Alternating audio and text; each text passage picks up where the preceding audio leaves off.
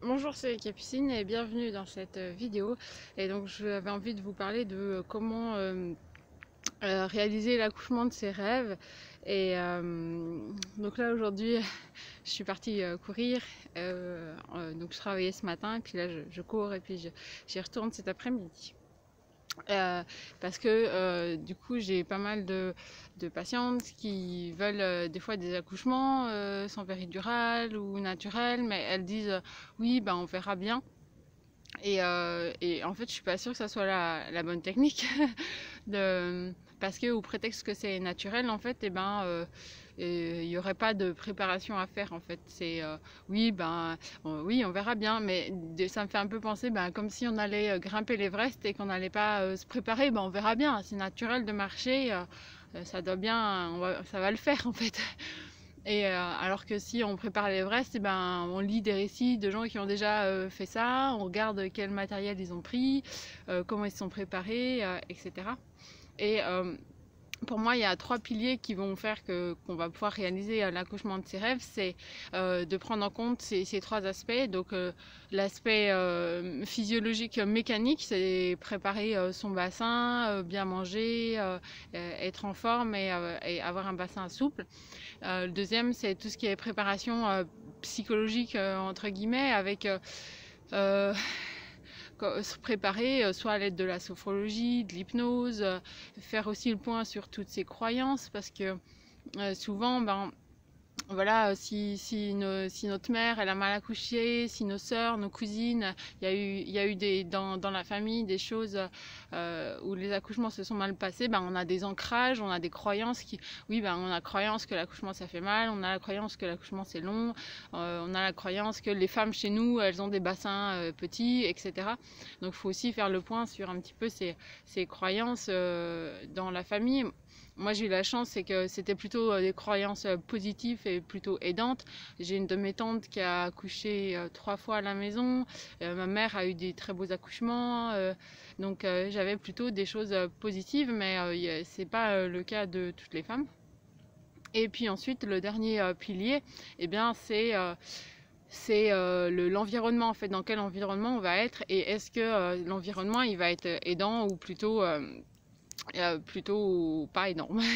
Et de réfléchir à comment on va investir du temps dans ces 3 piliers pour réussir son accouchement. Voilà, pour moi ça c'est la clé. Du coup bah, je vous ai déjà fait donc une formation que vous pouvez retrouver sur mon blog où vous avez tout ce qui est préparation du bassin. Moi je me suis limitée à ce qui était biomécanique parce que je suis ostéopathe, parce que c'est mon domaine et que je me suis reformée sur ça. Donc là, vous aurez plein d'exercices et bien comprendre comment le bassin il bouge, comment le bébé il bouge dans le bassin pour naître, etc. Et ensuite, pour moi, c'est aussi important il y a des femmes qui espèrent un bel accouchement, mais je pense que ça n'est pas suffisant. Moi, j'ai beaucoup utilisé la visualisation, qui est beaucoup utilisé aussi dans le milieu sportif et où on va visualiser. Et quand on visualise, c'est comme si on vivait vraiment l'événement, c'est-à-dire qu'on va imaginer, on va visualiser, pas imaginer, justement visualiser les positions, comment on va faire quand les contractions elles vont arriver, quelle position on va prendre. Et pour moi, d'utiliser aussi les vidéos des accouchements, ça c'est important parce qu'on a des fois des mauvaises pas des mauvaises, mais on a des images dans la tête qui sont issues des films et je suis pas sûre que ce soit la réalité de ce que c'est un accouchement qu'on voit dans les films où les femmes elles perdent les os et puis d'un coup elles se mettent à crier voilà, et 30 secondes après elles ont accouché. Donc pour moi c'est important de visualiser des accouchements physiologiques pour voir comment les femmes elles se mettent, quelle position elles ont, quel regard elles ont, qu'est-ce que font les personnes des fois à côté, est-ce qu'elles les massent, etc. pour vraiment voir un petit peu ce que c'est la réalité d'un accouchement. Et moi, un des plus beaux cadeaux que j'ai eu, c'est j'ai une de mes amies qui dont elle était séparée du papa, mais elle était enceinte, et donc c'est moi qui ai assisté à l'accouchement. Et j'ai beaucoup appris d'être allée à son accouchement en fait, parce qu'elle a eu un accouchement physiologique, on était dans la salle nature, ça a été vraiment super.